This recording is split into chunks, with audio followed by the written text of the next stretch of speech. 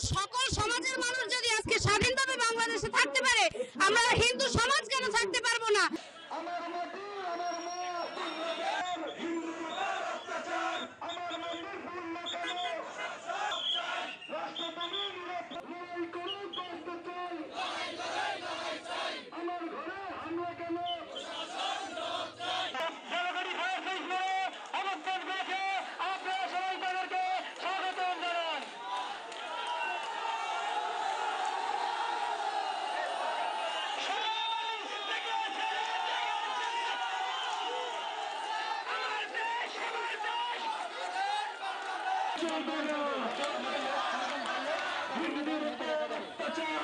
ঝালকাঠিতে আমার দেখা মতে রাজনীতি করে না এমন কয়েকটি হিন্দু ব্যবসায়ী দোকান লুট, বাসাবাড়িতে হামলা হয়েছে।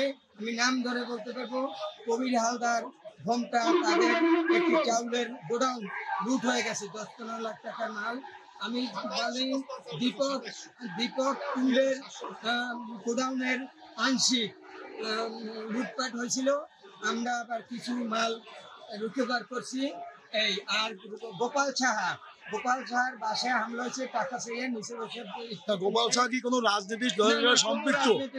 সে ঝালকাঠির ব্যবসায়ী, নিরীহ মানুষ। এই তার ঘরে হামলা হয়েছে, মানে দালানি ঠিক মারছে। দুলাল শাহ সাংবাদিক, আমি জানি না দুলালদা আমাদের সাথে সাংবাদিক, যমুনা টিভি করে, মুক্তিযোদ্ধা, ওনার রাজনৈতিক পরিচয় কি? আরেকটা জিনিস বিষয়টা বুঝতে হবে আপনাকে, যে সকল রাজনৈতিক দলের কর্মীরা কোনো হানাহানির সাথে যুক্ত ছিল না, সেটা যে দলের হোক, এবং সে কোনো তার দ্বারা কোনো মানুষের ক্ষতি হয় নাই, সে কাউকে চাঁদা চায় নাই, সে কারণে আমি সেই ধরনের কোনো রাজনৈতিক দলের বাসাবাড়িতে হামলা হলেও আমি সেটা প্রতিবাদ করি।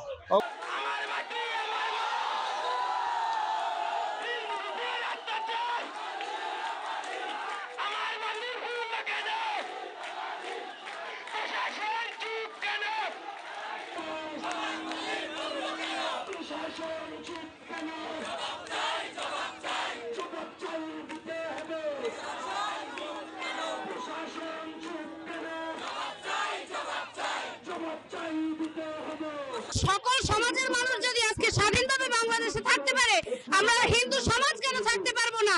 যতক্ষণে আমাদের দাবি না মানা হবে, রাজপথ আমরা ছাড়বো না। বাংলাদেশে আমাদের সনাতন, বিশেষ করে সংখ্যালঘুদের উপরে যে হারে নির্যাতন, মন্দিরে হামলা এবং বাড়িঘর লুটপাট, বিশেষ করে মা বোনদের নিরাপত্তাহীনতায় ভুগতেছি, তারই আলোকে আমরা আজকের এই ঝালকাঠি জেলার, সারা বাংলাদেশেই চলছে, ঝালকাঠি জেলায় আমরা সমাবেশ করতেছি। আমাদের কিছু দাবি, আমরা কোনো দলের বিপক্ষে না, আমরা কেউ বিপক্ষে না, আমরা শুধু দুষ্কৃতকারী যারা আমাদেরকে হামলা করছে, নির্যাতন করছে, আমরা তাদের বিচার চাই। আমাদের মা বোনরা, তাদের সামনের জায়গা আমরা খালি করে দেব। সকলে একটু পিছনে আগান, দাদা সকলে একটু পিছনে আগান, বসেন।